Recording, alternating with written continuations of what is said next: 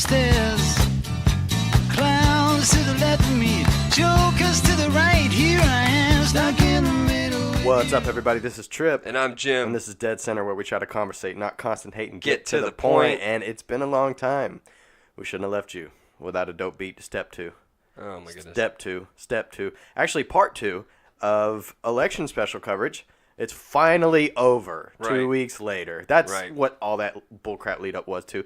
It's finally over. Well, here in Florida. Well, yeah. It's Well, we been wanted over to for wait. everyone We didn't else. want to have an open-ended episode talking about the. Well, I didn't mind. Jim made the executive order on that, and I rolled with it. But Well, we got to wrap it up. well, fair enough. Fair enough. We don't want to drag it out like the Kavanaugh episodes. Yeah. So it was a real strange election, I think. It was, I mean, technically a blue wave. There are, almost 38, I think 38 seats in the House were flipped. They took half of Congress. That's a big step. You Right. can call that a pretty big wave. Well, Put it this way. Trump, we'll talk about, go ahead and say his name. Trump didn't break like he said he was going to, or said, I think since he says he has. I mean, But if you he definitely look didn't at, stop the trend of, after 2 years of a new regime, there's a wave of voters that want to take power away from it. I guess it depends on how you look at it. Especially if it's painted all three. Well, if you look at, previous administrations, Obama, Clinton, Bush, the wave that followed those presidencies was like Clinton's numbers, I think, was he flipped. It went from like 40-something Senate seats, and they lost like 9, and then lost like 63 House seats. And then Obama was, lost like 7 seats, and then lost 50-something House seats. So to act like this is the worst, if this is some big giant blue wave, I think that's a little bit far-fetched. But to say that this isn't important is also not doing it any justice, because you now have the Democrats having control of the House. They have control of the intel committees. They have control of subpoena power within the House. And they got a laundry list of stuff they're going to be calling Trump out on as far as his dealings and stuff like that. And that's fine. See, if you want to get in power and make sure that the House behaves when it comes to keeping the Mueller investigation protected, cool. Because you already have a Senate that has most of the Republicans saying, or at least most of the more vocal ones saying that they're going to let Mueller do his job. I mean, even Mitch McConnell saying, "We're just let." Well, yeah, but they we're blocked just it. going to let him do his job. But I mean, they blocked the Mueller bill, the Protect Mueller bill. He blocked that. Well, right, because did it attempt to go to floor and he blocked it? Yeah, I didn't know that was Friday. Friday or Saturday, maybe. I it was do yesterday. know that he was interviewed beforehand and he was asked something along the lines of, "Will you support Jeff? Or is it Flake? Was it Flake? Mm-hmm. Yeah, Flake. Will you support Flake's bill?" And he said, "I'm not going to support it because it's not necessary." Those were the words that he said, is that it's not necessary because he's going to be left to do his job. Right. So everyone's worried that somehow this is going to cause the Mueller investigation to be impeded upon. And I feel like the first person that's going to let us know if that happens is Mueller himself. Maybe. See, that's the big deal, and I don't want this to turn into a big Mueller conversation, but it's a pretty emphatic part of it, because Matthew Whitaker has been openly vocal about that. We did a whole episode about Right. that. And it's unconstitutional that he's even acting. Well, but here's the thing. Trump, since going in there, he went on Tucker Carlson and was saying things like, "Oh yeah, now that I know the intricacies of the Mueller investigation, it's a sham," and essentially saying that he hired Matt Whitaker because of the Mueller investigation. Now, we said this in a previous episode, but Mueller reports directly to the AG. So if Republicans think that Matthew Whitaker is going to act all, high and mighty and let him do his job, I think they have another thing coming, and I think that's where the problem therein lies. I think that if that happens, then maybe. Okay, getting back to what happened, they took the House, and by they I mean the Democrats, right. and then by they I mean the Republicans, took more seats in the Senate. Mm-hmm. One of them being right here in our home state of Florida, which went from kind of a bluish purple to a dark deep red, for the most part. A Trump red. Yeah, but we passed the amendment. Yes, felons will be able to vote, Right. and that's a good thing. And that's it'll be interesting to see how that affects maybe taking it more into a purplish again. We'll This definitely upcoming see. 2020. It'll be a swing state all over again. I'll tell you that. It won't be a Trump guarantee. I think people are counting on it. You had a lot of people on the right that didn't like it, specifically because they thought the Democrats just wanted votes out of that, and that's the only reason they passed it. Not And because they'll they get 'em. actually. Fair enough. They'll get them. Yeah, absolutely. I mean, there's a reason that they're scared. They should be. They'll get them. Yeah. But the point I is, agree. that Florida did that. We had a little bit of a debacle with a few counties. A little bit. It was mainly Broward County. Again. It's. Now, I think both of us said something along the lines of, if you're just gonna stick your heels in the dirt and claim that 0.5 or 1.5% should be recounted just because it's close, screw you, is basically what I think. But if you believe that there's actual voter suppression, or if there are votes that haven't been counted yet, that's a completely different story. It amazes me. When Marco Rubio was talking about, what was it? The county that just got hit by a freaking Category 5 hurricane was able to count all their votes and push them in the deadline. It's 2 weeks later, and Broward County is still missing deadlines, finding new votes. Hell, Saturday there was a report saying that they had to stop counting after an hour. Yesterday, right? We're recording this on Sunday. Yesterday there was a report saying that after an hour counting votes, they had to stop because some of the volunteers were counting the wrong votes. Like, this is a debacle. And I'm not going to sit here and play the voter suppression card or anything like that, because there's actual evidence of that in the Georgia elections. Yeah, I was about to say, that one was a bigger deal. That I didn't like that people on the right were like, there's no evidence of that in Florida. There's just evidence that people aren't doing their jobs. And whether you say, every vote counts, or, they're trying to rig the election, can we not just stand in the middle and say, look, I voted left this year, and I'm not afraid to admit it or whatever, but don't you just find it a little odd that 2 weeks later, we still can't get this together? The funny thing is they got the extra time they asked for. They were given a hard deadline, and 2 minutes, I think, was the last thing and I they were read. still late on that deadline. 2 minutes late, which doesn't sound like a lot, but you need to understand they were given 2 weeks. Right. So the fact that you missed it by 2 minutes is suspect at best. And not to mention, Brenda Snipes, the woman who is in charge of elections in Broward County, has done this before. Florida is infamous for this stuff, and Broward County specifically is infamous for this stuff. So, again, I voted for Andrew Gillum, but you can't, if the script was flipped, the Democrats, I can't sit and believe that they wouldn't say, hey, wait a minute. Like, we had the election won. What are you talking about? It's 2 weeks later. And I wouldn't blame them for saying that. But let's at least try to be objective regardless of the team that we're batting for. So in 2020, when your candidate loses by 0.5 or 1.5%. And I'm not saying that it didn't deserve a recount, right? It was within the guidelines for a recount. That's all fine and good. But it's 2 weeks later and you've missed 2 deadlines. Yeah. There's something wrong with that. That's it. You know what I'm saying? Now, I don't disagree with that. Yeah. Now moving on to Georgia, there's a lot more there, right?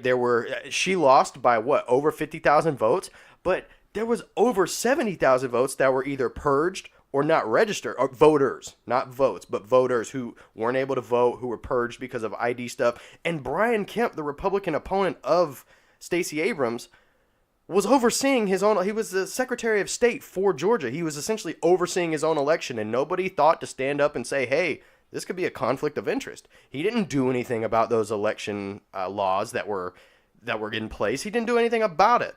And now Florida, yeah, that was a guffaw, or whatever you want to call it. But Georgia, there's some there to speak, and I think she got shafted, honestly. And I think she said that in her concession. Right, she was tired of it, and I don't blame her. Yeah. But looking at now that we're done talking about the 2 gubernatorial races, right, the big shebangs, Arizona flipped in their recount. They had a recount, and it was like less. I think she wound up winning by like 200 votes in the recount. Beat McSally. Kirsten Sinema was her name. And that was a big win for Democrats, having that Senate seat flipped. And looking at it, Trump lost moderate white Republican women, right? The suburban women, the people who didn't, and not just women, but it was a vast majority of them that didn't like his rhetoric, his talk, wasn't cool with that. And those are the people that he lost. But if you're looking... I don't think I can say duh hard enough. Okay, but the point that I'm getting to, Jimbo, is the progressive left, they only won in hard progressive areas. Yeah. More moderates Right. took over House seats, right? And I think that's they took over House seats in areas where a progressive candidate. A lot of people are saying Gwen Graham would have won in Florida had she been the nominee Because she white suburban women. Because she wasn't as far left. She wouldn't have won. You don't think? I don't know. There's two things. I'm not sure. Gillum had the lean into it. Hey, they're gonna go where they're gonna go. We're gonna stay over here. We're gonna lean into it. We're not going to be pushed towards the middle or we reach across the aisle. Blah blah blah. I mean, he pivoted Gwen Graham, a day or two before the election. I don't know Twitter. how she would have done in the general election. I don't know how she would have campaigned. I don't know what her policies would have been because in the primary, all she freaking talked about was taking our guns in Florida. And I'll tell you what, you're not going to win the gubernatorial race of Florida with the stance, I'm going to take the guns. You're just not. It's the gunshine state. That's fair.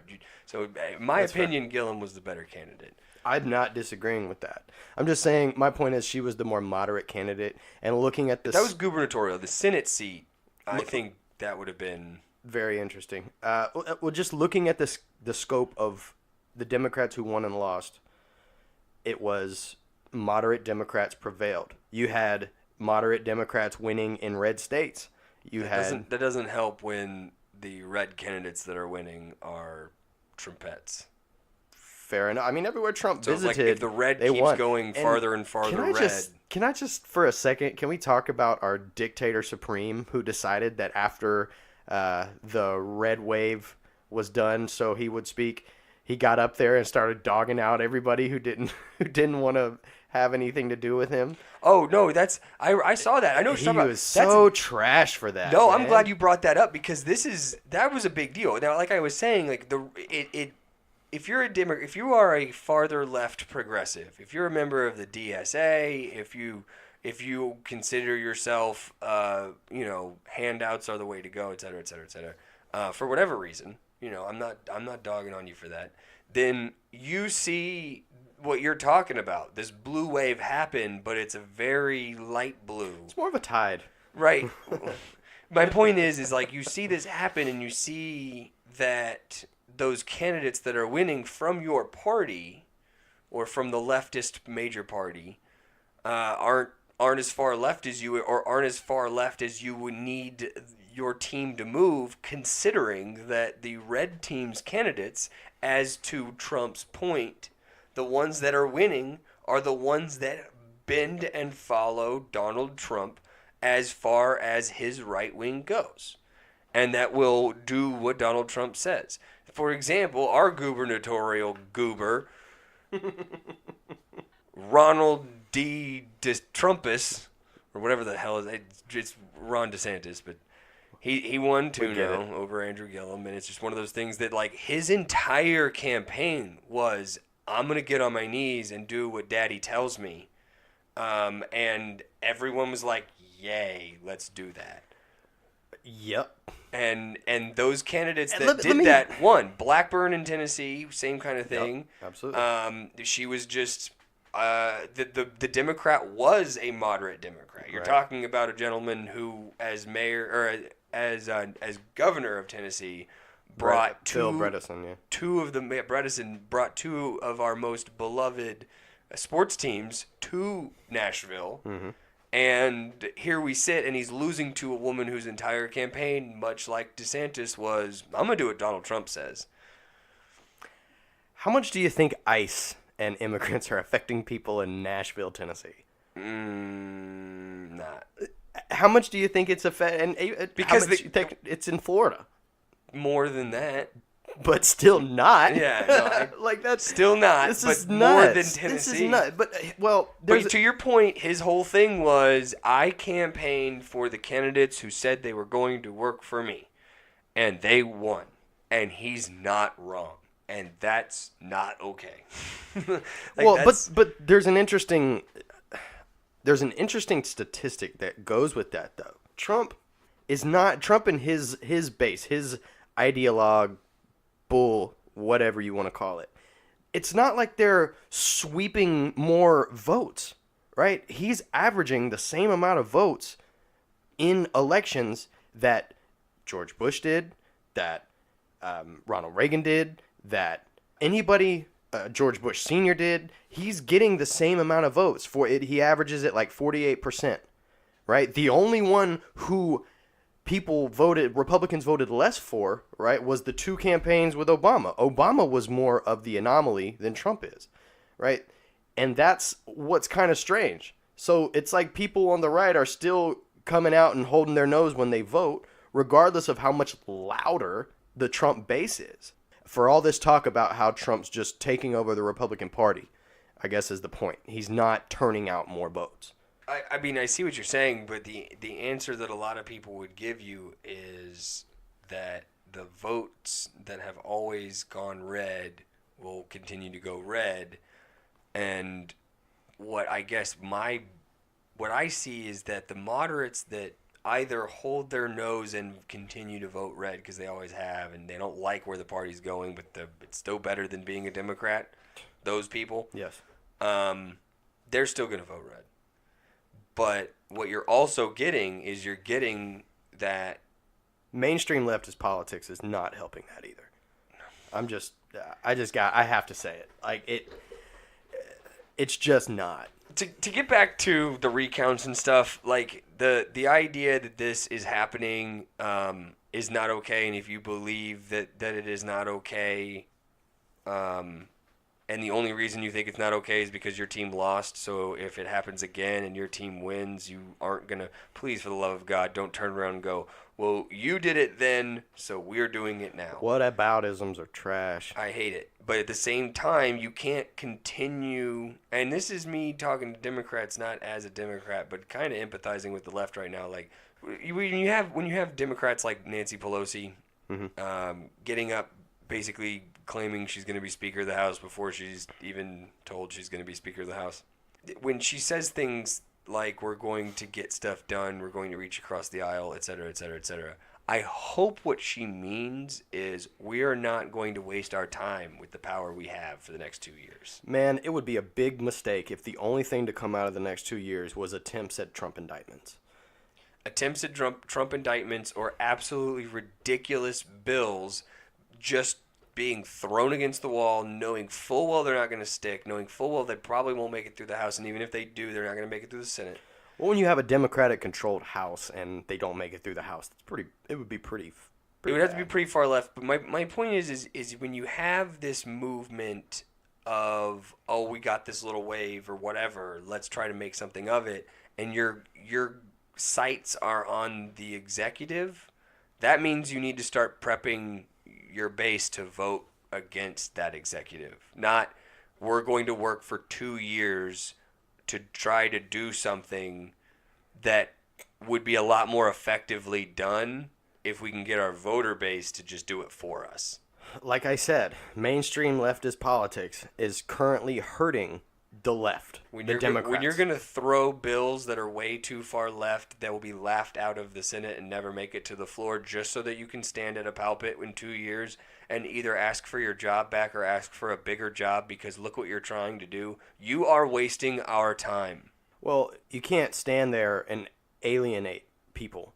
You can't stand there and say, nope, and put your fingers in your ears and say, na boo-boo, Orange Man bad. The way it's supposed to work, the way it used to work, is a bill would get thrown through one side. Mm-hmm. And if one side was controlled by one team and the other side was controlled by another team, you would end up with a bill that was so incredibly in the middle, because it would literally have to get washed out on either side back and forth until both sides finally said, all right, we're not changing anything, we'll vote yes. And then finally that one side went, okay, we're not going to change anything either. That's how it was intended. We'll vote yes. That's how it was intended. And that's how it's supposed to go. But what ultimately we're doing is we're playing, we are now in the heave-ho of our tug of war back and forth. That's been this wave of politics since, 50 years ago, 60 years ago? Yeah, but it's...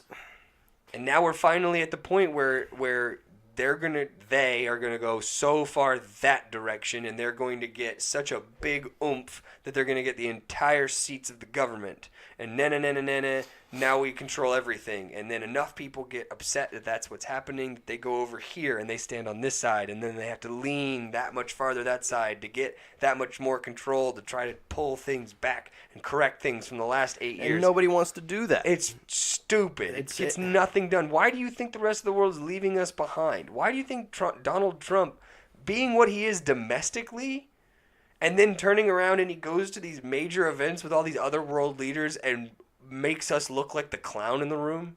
That, or we're being fed propaganda. He's starting crap with Macron. You know what I'm saying? He's openly calling out leaders. The CIA says that Khashoggi was murdered by bin Salman, and Trump says he's a great guy. Like, we're looking like fools right now. Absolutely. And all the left is deciding to do, because right now the left could win. No, but they alienate the moderates in America and say, if you don't support all of it, you support none of it. So get the hell back on your side. Rather than trying to say, hey, have a conversation. Try to open some people up. Because like I said, the suburban white women that voted for Trump 2 years ago voted moderate this time. Not progressive. Moderate. And the left does not want to acknowledge that. The first thing I saw on Facebook the day after the election was the terrorists won.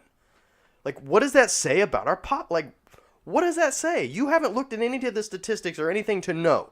You're saying Wednesday morning the terrorists won. Are you kidding? Which side said that? The people on the left that I know. Oh, okay. Yeah. Because you could argue that the people on the right said the same friggin' thing. And I'm sure they did. Yeah. And that's the point. Everyone felt like they lost because they didn't win everything. Right. And if you don't win everything, you lose. Which is why so on the right, what you have is you have this movement, like you put it, you have this holding of the nose. I don't want to see the country go and fall in the opposite direction as hard as it's going this direction. I'm going to keep it on this side as long as we can. And then as long as things keep going and not affecting me, I'm going to keep voting that direction. Like, you have a lot of that on the right. A lot of it. But what you have on the left in equal amounts of that is the opposite. You have people going, this isn't working, screw this party, I'm leaving, I'm joining an even farther leftist party, I don't know which one yet, I'm going to pick it because it's got to be better than this one. And then all these, especially younger generation, are leaving. And granted, the DSA is growing. It technically has, 2 or 3 seats now in the House?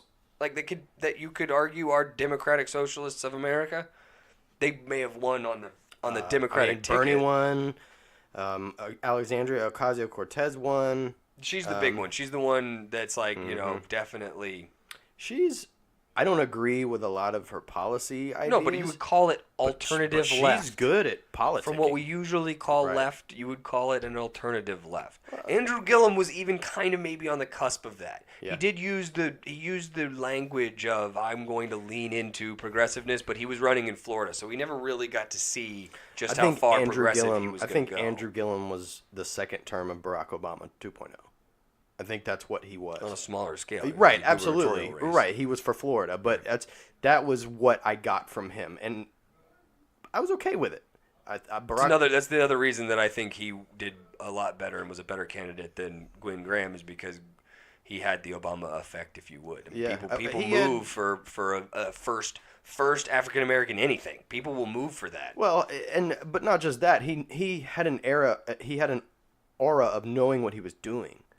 And how he spoke. I agree with you on that. Well, absolutely. But my major point in all of this is that on the right you have your problem, your issue is that the alternative right and the hold your nose and vote Republican are voting for the same candidates. When on the left, What you have is you have the old hold your nose aren't getting on the bus to go farther left. There's no candidate dragging them as a party farther left. So you have this fracture of it's the left. It's doing what the Republican Party did 2 years ago. It did, but the thing is, the Republican Party won the executive and then they fell had back a leader. into place. They had a leader. So and right now, no one. The only person on the left willing to do it, everyone's being told she needs to sit down. Like, come on, we all know who we're talking about. Look, there's already talk that she's gonna try again, and it's just like I have.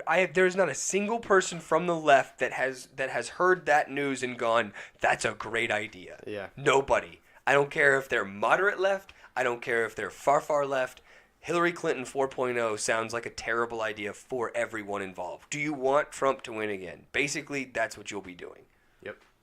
Well, and to summarize it all, the left, they had a slight tide. It was a wave. I guess you could call it a wave. They took back the House. The Senate wasn't so hot, but what really troubles me about it all is that everywhere Trump went, he won. And the mainstream of the left is not moderate right now. And the people who are those the not moderates to the left that I'm talking about, rather than try to appeal to a more moderate crowd to gain more votes, dug in their heels. And I think that if that continues to happen, you have another Trump presidency 2 years from now. That's kind of the point on that.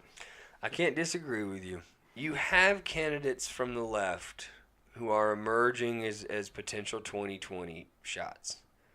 The problem is you have the same problem the Republicans thought they had 2 years ago. Like you're saying, you have a bit of a fracture that needs mending. But to the Republican point, that fracture occurred during the primaries.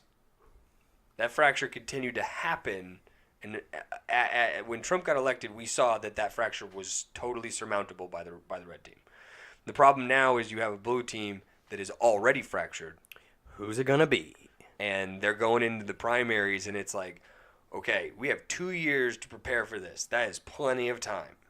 Who are we going to put up there? And I think so far we've got, should we do a Kennedy again? No. Should we do a Clinton again? No. Should we do Elizabeth Warren? You mean Clinton again? Yeah, really. I think Kamala Harris is going to be... I would love to see Kamala Harris versus Donald Trump. Yep. Well, she's the guy that moderate kept saying enough. I wanted to see Bernie and Trump, though.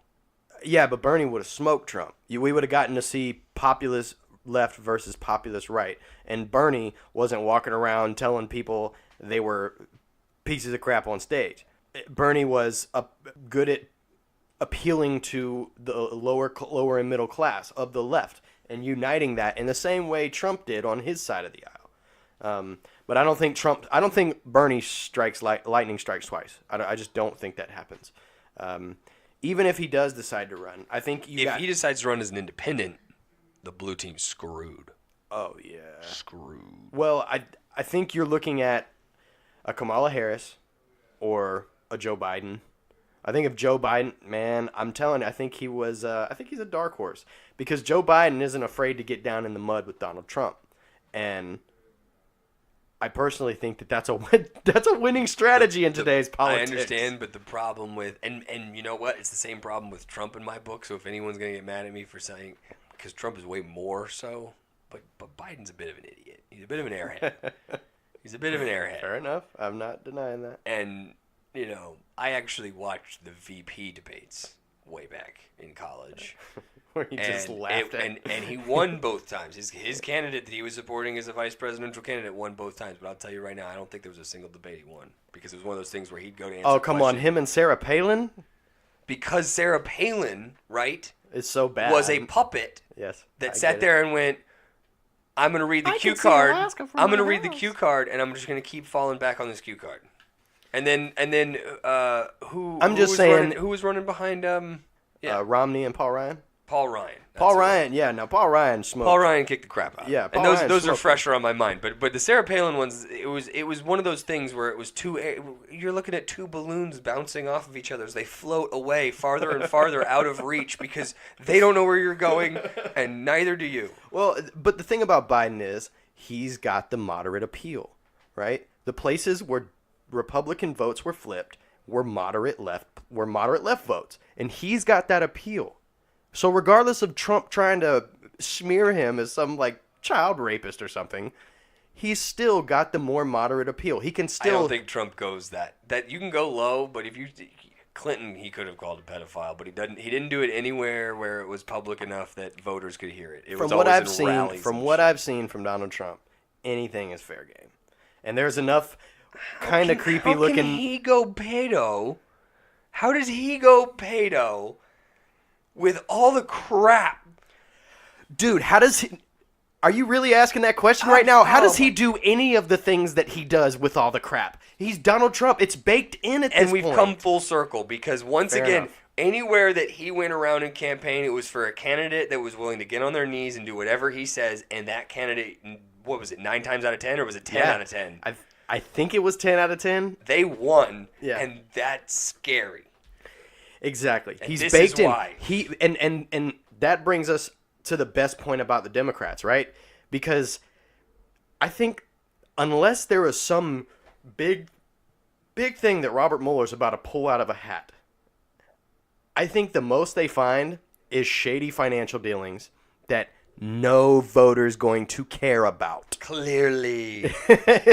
They don't You're talking care. about the guy. You're talking about the guy who said he'd go to Fifth Avenue and shoot someone in the chest. They don't care. They don't care about the 14 women that came out against him on a campaign trail. They don't care about the $50 million in lawsuits he paid out after Trump University. They don't care. So unless you've got some mad corruption from the Russians to Trump and a direct Cayman Island account, you're not going to do anything. So my final word is Nancy Pelosi was spot on. Go after what you think could bring forth fruit, but don't overdo it and not have a plan going to 2020. Exactly. So if you focus on putting a target on his back, you're losing on building up a candidate. And Jon Stewart said it best. The Democrats focusing on the fight is going to lose it for them, just like the media focusing on the fight is going to lose it for them. The media focuses on the fight, not the silly policies, and that's why the media gets pushed around by Donald Trump. Point blank periods. And it's going to be the same with the House of Representatives and the Senate.